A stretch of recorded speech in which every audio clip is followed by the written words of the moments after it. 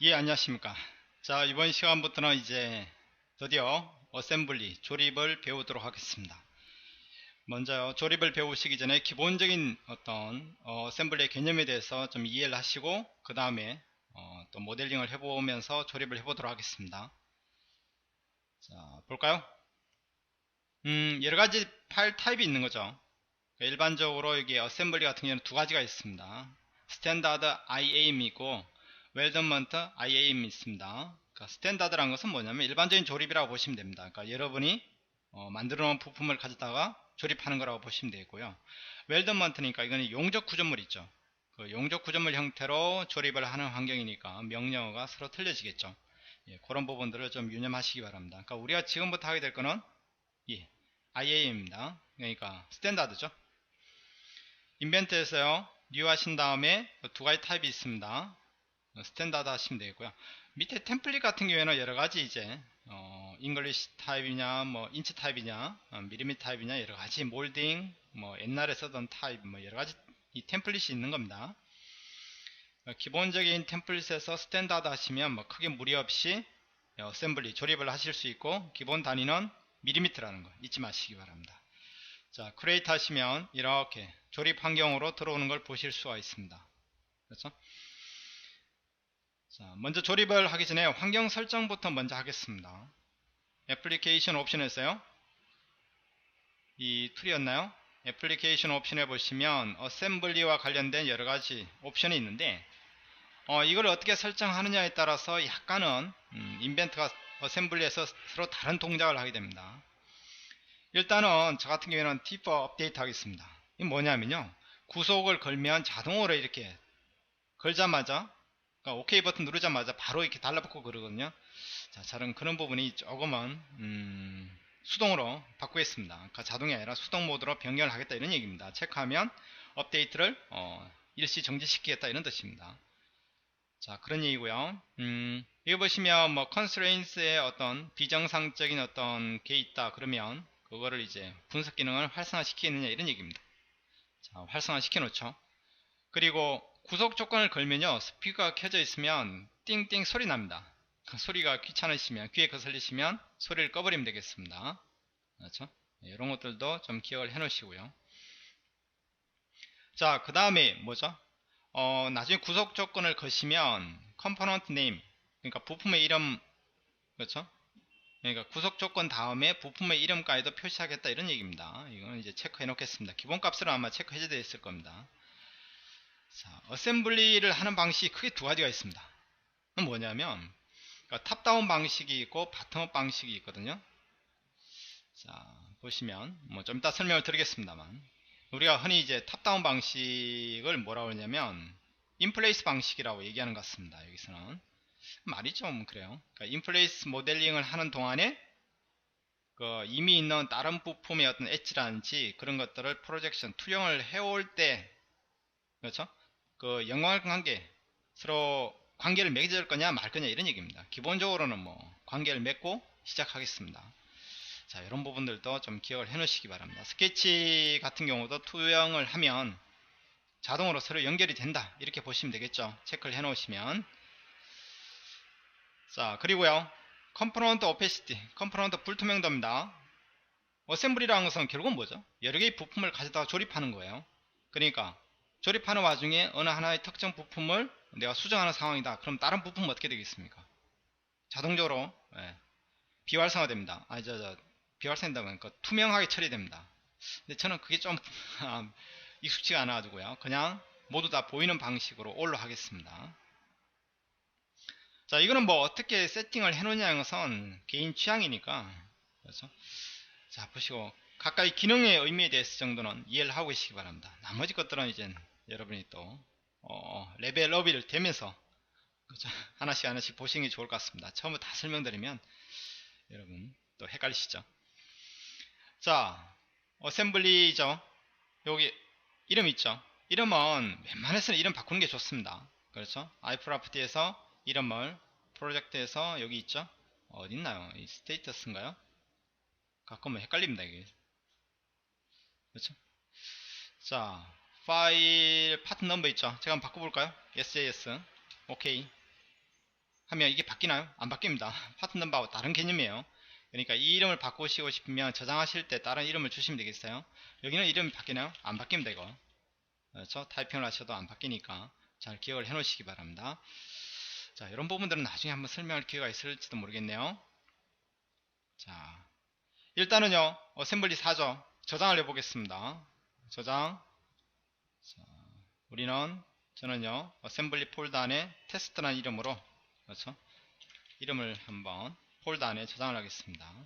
요 이름이랑 될 수 있으면 폴더 이름이랑 같이 주는 게 좋습니다. 메인 테스트 아세이 이런 식으로 이름을 주겠습니다. 어셈블리 파일로 저장이 된다 이렇게 보시면 되겠죠. 세이브 하겠습니다. 그러면 이렇게 저장이 되는 걸 보실 수 있어요. 그렇죠? 기존에 있는 부품을 가져다가 조립할 때는 플레이스 하셔가지고 기존에 있는 부품을 가져다가 오시면 되겠고요. 밑에다가 없는 부품인데 새로 만들어야겠다 그러면 크리에이트 하시면 됩니다.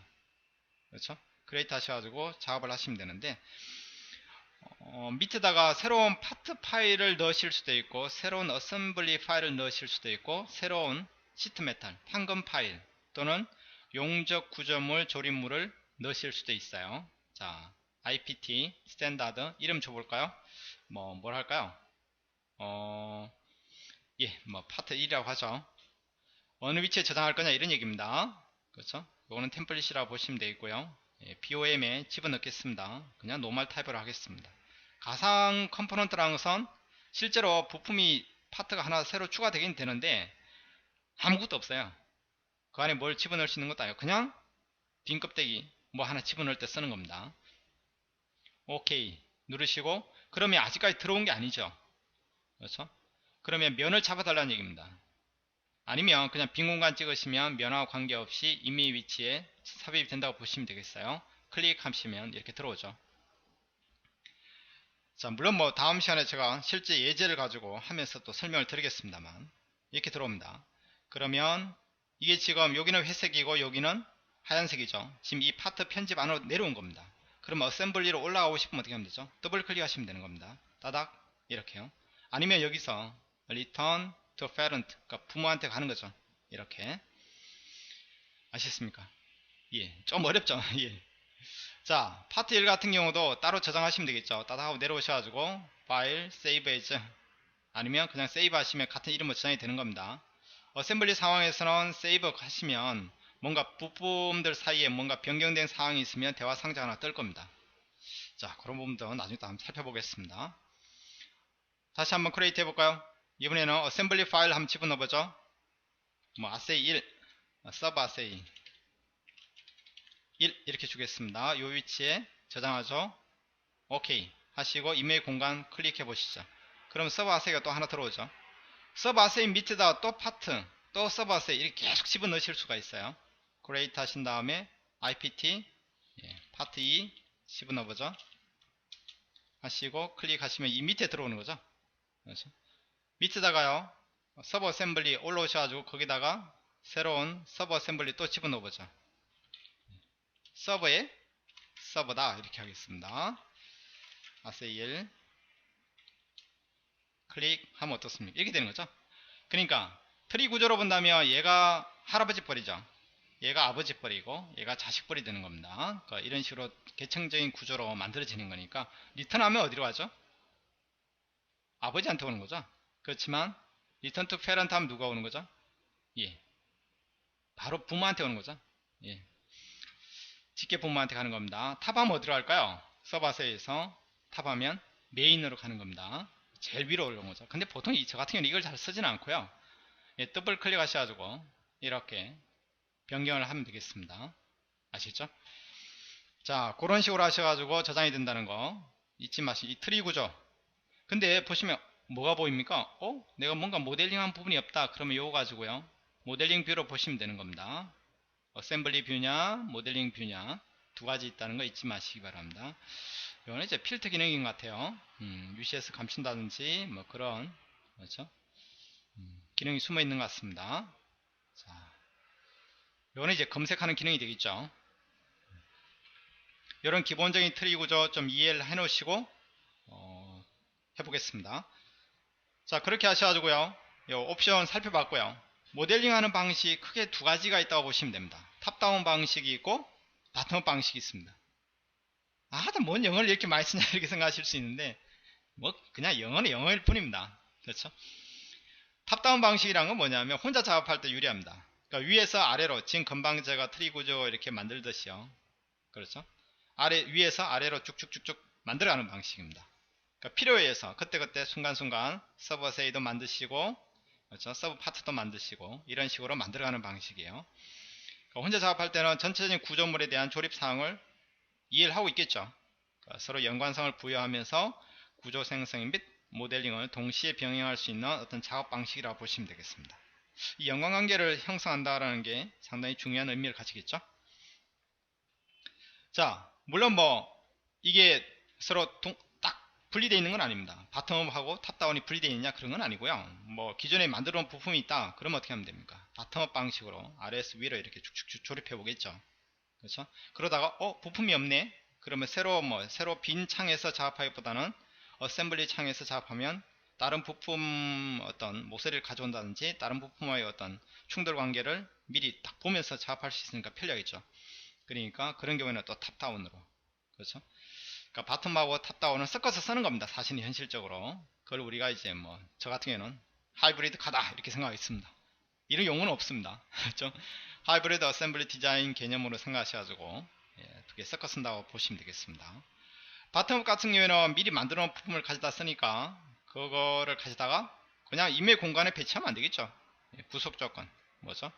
이 constraint 또는 assembly, 그렇죠? 이 두 가지를 사용하셔가지고 실질적으로 다양한 어떤, 그렇죠? 체결 조건, 구속 조건을 생성함으로써 조립물이 정확한 위치에 배치가 되도록 작업을 해주는 겁니다. 그러니까 이런 같은 경우에는 여러 사람이 공동 작업한 경우가 편리하겠죠. 그렇죠? 여러 사람이 작업해 놓은 거를 관리자, 어드민 입장에서는 그걸 조립을 해야겠죠. 그런 경우에는 이게 편리한 방식이 될 수도 있고요. 그러니까 이걸 인플레이스 방식이라고 합니다. 탑다운 방식은. 그러니까 이 두 개가 어떤 분이 너무 흑백 논리로 바라보시는데 그렇게 하시면 안 됩니다. 그렇죠? 섞어 쓴다는 거 잊지 마시기 바랍니다. 그렇게 하셔가지고 기본적인 어셈블리 구성 방식이 두 가지 있다. 이해하시고요. 다음 시간에 다음 같은 예제를 탑다운 방식으로 한번 모델링을 함으로써 여러분이 기본적인 트리 구조 저장하는 거 그리고 그런 부분들을 다시 한번 살펴보도록 하겠습니다. 첫 시간이었습니다. 잔소리가 좀 길었죠. 다음 시간에 또 모델링을 통해서 또 한번 신나게 잔소리 하도록 하겠습니다. 수고하셨습니다.